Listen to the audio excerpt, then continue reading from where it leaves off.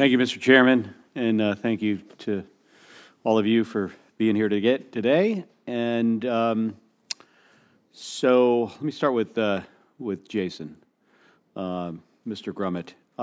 As you may know, I supported the efforts to permanently reauthorize the FAST-41 permitting process, which I think is a real critical tool that helps large projects navigate the federal permitting process.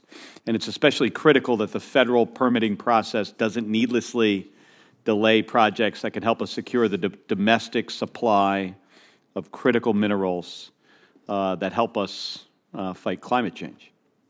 So earlier this year, there's a project called South 32, Hermosa Critical Minerals Project, will become the first mining project added to the country's FAST-41 process. And the Hermosa project is a proposed zinc and manganese mining and processing operation in Santa Cruz County, Arizona, near the U.S.-Mexico border.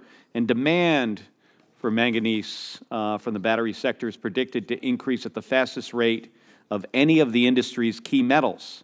And this Hermosa project is the only advanced mine development project in the nation that can produce 2 federally designated critical minerals, making it essential for securing the country's domestic supply of critical minerals. You know, making the rigorous environmental review and permitting process for this type of project more transparent, timely, and predictable is going to help us establish the country as a responsible producer of critical minerals and renewable energy. So, Mr. Grummett, how does the expansion of the program into mine approval benefit the clean power sector, and will it strengthen our supply chain with American resources? So, Senator Kelly, I appreciate the question. I appreciate your leadership on FAST-41, and to the core of my testimony, that the nation is coalescing now around a shared vision. I bet that Mr. Nolan and I would answer this question exactly the same. Fundamentally, our capacity to address our economic, climate, and security needs requires more mining, particularly of critical minerals. We cannot achieve our goals for electrification of transportation. We cannot achieve our goals for battery storage, which is necessary to provide resiliency for our intermittent renewable resources, without projects just like the Hermosa project. FAST-41 works. You put the spotlight on something, and the government responds. And so if it works for a power line, if it works for a solar facility, if it works, for an offshore wind farm, it should work for mining.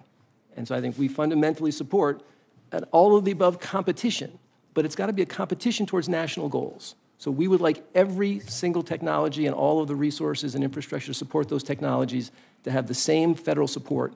But we have to recognize that we have open minds, not empty minds. It's to achieve security, economic resilience, and climate imperatives. And how much time does the FAST-41 program typically save? 2 years has become, I think, the kind of default idea of how you can run rigorous NEPA processes, bring in community involvement, and come up with a decision. Okay, and then what can we do to work with states to incentivize states to participate in FAST-41 to keep these projects on track? So, at the end of the day, it all comes down to federalism. And I think we obviously have to provide encouragement for states to want to be part of that federal process. I think the idea around revenue recycling, where some of the resources from the permit applications are brought back into the states, I think is a very smart way to move forward. Also, early consultation. It's always good to talk to people at the front end, whether that's a state regulator, whether that's the environmental justice community, whether that's a local farmer or landowner. So I think with revenue recycling and with efforts that bring the voices to the front of the process, and then with demonstrated success, I think you're going to see states much more eager to be part of those solutions. Well, thank you. And in my remaining time, I want to just ask Ms. Schuler, I'm sure you're aware of the Navajo generating station, the situation here, and the closure in 2019. And this is associated with the Kayenta mine project, and it's, it did provide very high-paying jobs in the area that has high unemployment. So how is permitting reform connected to well-paying jobs in communities that may already have, some issue with a transition like a closure of a power station?